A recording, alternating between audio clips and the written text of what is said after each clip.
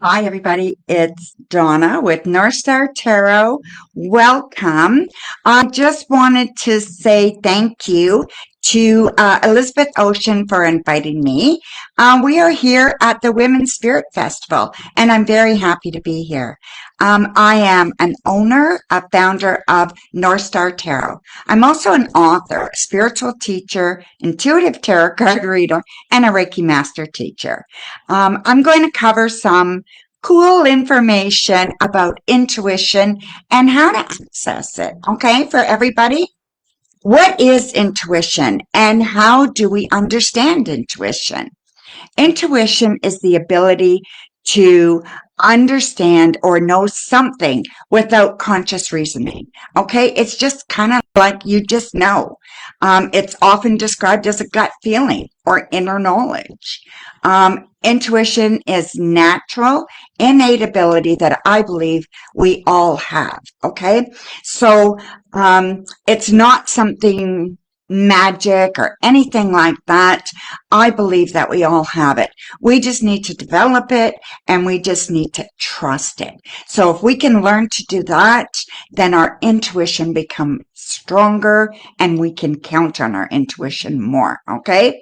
So, intuition kind of operates beyond the realm of logic. It operates, beyond the realm of rationality.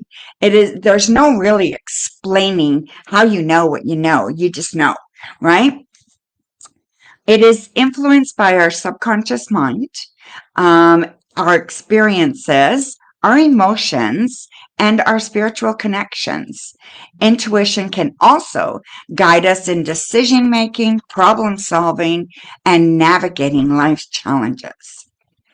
So, ways to access your intuition. Let's go through 8 of them. So I'm going to try to go through a little bit quicker because I don't want to take up too much time as I was late. So the first one would be quiet reflection. Taking time for quiet reflection or meditation can help quiet the mind and tune into intuitive insights. Okay. So mindfulness is also very, very good. Mindfulness is kind of being aware of all your senses and everything around you and not having any judgment with it. And it really, really does allow your intuition to flow freely. Okay. So, an example would be eating a piece of fruit. So say you take a strawberry and you look at it.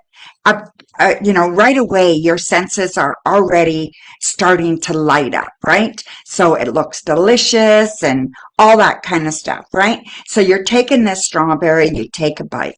What are your taste buds telling you? What are all your physical senses? They're all waking you up, right?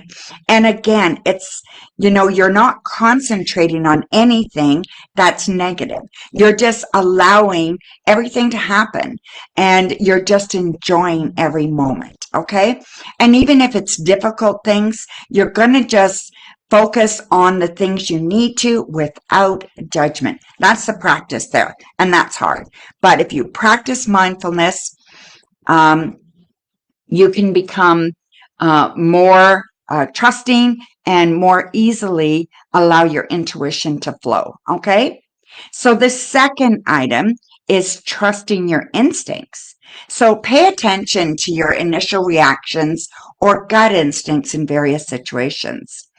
Trusting and acting upon these instincts can lead to valuable insights and outcomes. Okay. An example I can give you is say you're walking down a path and you need to make a choice of which way to go.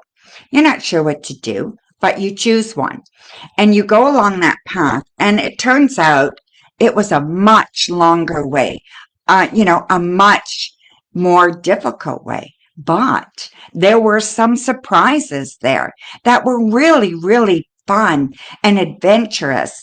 And if you would have went the other way, you would have missed all that. So your intuition can sometimes take you down different roads that you never expected to go. And it will always work for your benefit. Okay. So connecting with nature, spending time with nature can help quiet the mind and enhance intuition. To me, nature is grounding. It connects us to our inner wisdom, right? And, I think of being out in nature as spending time with Mother Earth. It is just so relaxing and it is so soothing. And I just think the whole process is beautiful. And I just come out, after spending time with nature, I come out, just a better person than when I went in. I'm a lot happier. I feel a lot better. Things are going much, much better. Then the next thing I want to talk about is number 4, which would be journaling. To me, I talk about this all the time on my YouTube channel, on Facebook. I talk about journaling a lot. I believe journaling helps you in so many ways, but it also helps you get in touch with your intuition and helps you decipher intuitive messages. Okay. So write down your thoughts, your feelings, your dreams, all these insights that come to you. Okay. Journaling is an amazing practice. There's many, many types of journaling, and I'm sure you've heard of a lot of them, right?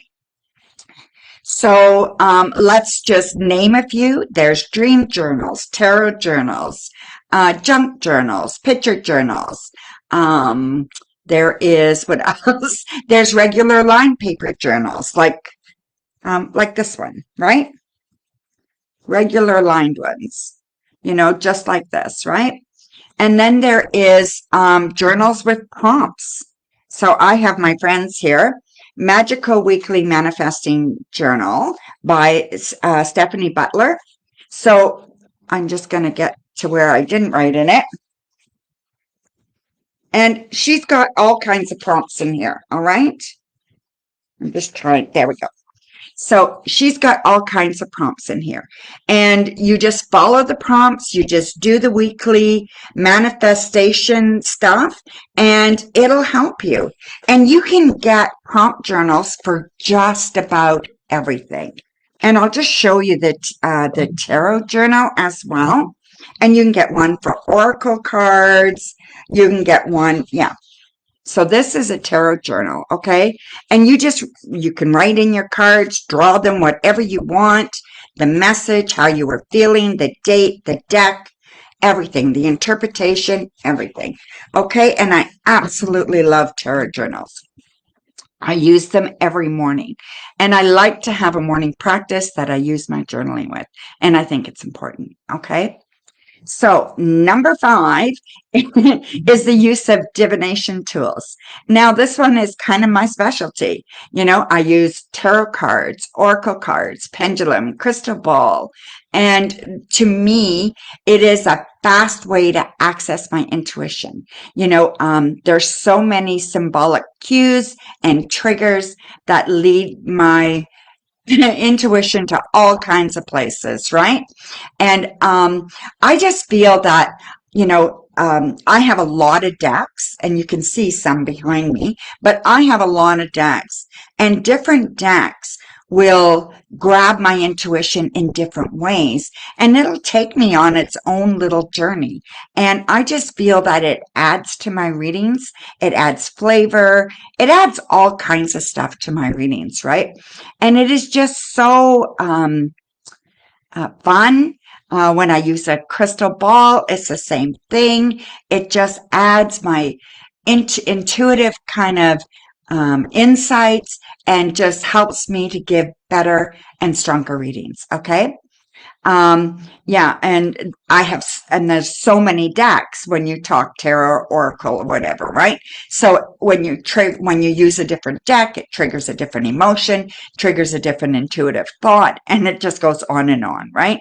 So I use my intuition every day, multiple times a day, right? And I love it. So number 6. So the number 6 is you need to learn to trust your intuition. This one can be a little bit harder, right? So you want to trust your intuition by one way I'm going to talk about is start start trusting your intuition with dreams. Okay. So pay attention to your dreams. They often contain symbolic messages and insight from your subconscious, right? So you want to make sure that you keep a dream journal, and then you can analyze your journal for deeper understanding, right? And your intuition is able to flow freely through your dreams, right? So if you don't remember your dreams, I suggest that you put a journal or by your bed, and as soon as you open your eyes, you write in your journal whatever is in your mind, whatever thoughts, numbers, symbols, colors, whatever. And then figure out what are these repeating things that keep coming back over and over again, right? And you want to make sure that you're paying attention to that, and that'll give you clues. And your intuition, you will see how your intuition is working for your favor, okay? So it's just a good way to recall your dreams, to get to remember your dreams. And if you don't like to write when you get up in the morning, grab your phone and press voice recorder and use a voice recorder for that. Yeah, and with journaling, there's also all kinds of digital journaling now too. So, no excuse. But anyway, that's a personal choice for sure. Okay, so we are at number 7. So listen to your body, okay? So when it comes to intuition, you really want to listen to all the subtle signs or not so subtle signs. Sometimes it's a real push, right? But you want to pay attention to the physical sensations, such as tension, or you're so relaxed that that indicate intuitive guidance. Okay, so one example is it's very similar to listening to your instinct, but it's listening to your body. Okay, or maybe both are at work. But just picture yourself walking into a room. So you walk into this room, you don't know anybody, and you look around. There's going to be people that you feel nothing towards, right? No negative, no positive, just, just nothing. And then there will be the ones that you'll say, they look interesting. They look maybe some fun. Yeah, I wonder what's going on there. And then there'll be others that'll be like, ooh, I don't want to go there. You know, I don't want that person to come near me. And they didn't do anything. They didn't even say hello yet. But your intuition is telling you. So you want to pay attention to that, okay? And you want to make sure that you're listening to that. There's a reason, all right? So one thing I want to talk to you about is um, I want you to be really, really careful about your intuition, okay, when you're starting out, that you're not thinking everything is intuition. So your intuition will not, um, it's not going to tell you to do something dangerous, okay? It's definitely not going to tell you to hurt yourself or hurt somebody else. It just doesn't work that way, okay?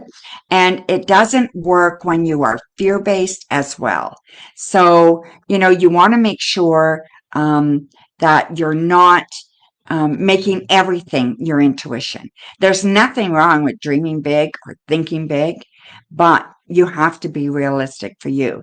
And the one example that I can give you about confusing intuition with desire or fear is, okay, now just remember, I'm not talking about experience. This is being my experience. But think about it, okay? So you're thinking your ex is about to do a 180 turn and show you how much they love you and appreciate you, right? So then you run back to them when really you are just afraid to be alone. That is not your intuition telling you to run back to them. That is fear, okay? Has anyone ever heard of this before? I've never done it though. Um, Remember, developing your intuition is a personal journey, and it is essential for practicing patience, self-awareness, and trust in the process. Okay. So I just want to play a little game with you. I think we got enough time. So let me grab a deck. We're going to use a deck of cards, okay? Now these are tarot cards, so I'm going to grab 3 of them just for fun here. Okay. So we have the 5 of Swords.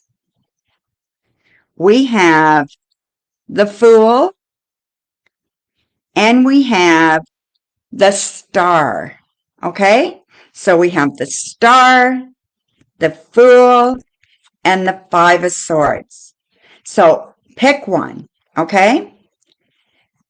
Well, no, don't pick it yet. Sorry, I'm lying. That's wrong. Don't pick it yet.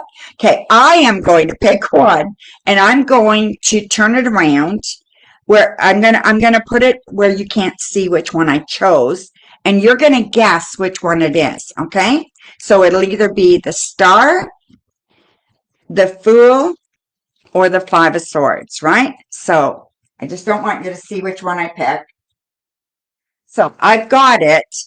So is it the Star, the Fool, or the 5 of Swords? So put your answers in the comments and let's see. So are you ready? So now I'm going to expose the card, okay? So I picked the Star. So did anybody guess that? Did you get it right? Maybe you wanted to choose it, but you didn't because you were overthinking it, or you second guessed yourself. Did you do that? Many times we do, and we don't want to do that. Okay? So yeah, so this is one way that you can practice. You can use regular cards. Just do anything to try to practice your intuition. Okay? So the key to developing your intuition is practice, practice, practice. With practice, you're going to build trust, and with trust, you will build and have a wonderfully strong intuition to help you in every aspect of your life. Okay? So that's my little talk on intuition. I hope you enjoyed it. I would love to share with you that I recently started a weekly column called Dear Tarot. You can sign up for free and submit a question. I choose a few questions a week to answer, and then the column is delivered to your inbox. Okay? So it's just a fun kind of thing. I just started it a week ago. It's going really, really well. The response is wonderful. So the link is in the description. So grab the link and go ahead and submit your questions. Okay. I would love it. I also do free live mini readings on YouTube. Okay. So sometimes on Facebook, but not too often. And then I just wanted to show you that, I completed my book last year, and that has been a milestone that I am so proud of to have reached. The book is called The Magick of Intuition, Develop Your Psychic Abilities. Now, to me, psychic abilities, and intuition kind of go hand in hand. They're very similar, It was written with the beginner in mind. It was developed from my course that I taught in person before COVID, okay? I hope that it can help you, or maybe help some of your clients that are starting out on their spiritual journey. I just want to say thank you to everyone for spending this time with me and being so generous with your time, right? I appreciate it a lot. I have a deep appreciation for intuition. It's a transformative power. It's wonderful force that I cherish, and I hope you do too. Okay. So again, I thank you for being here with me. Bright blessings, everybody.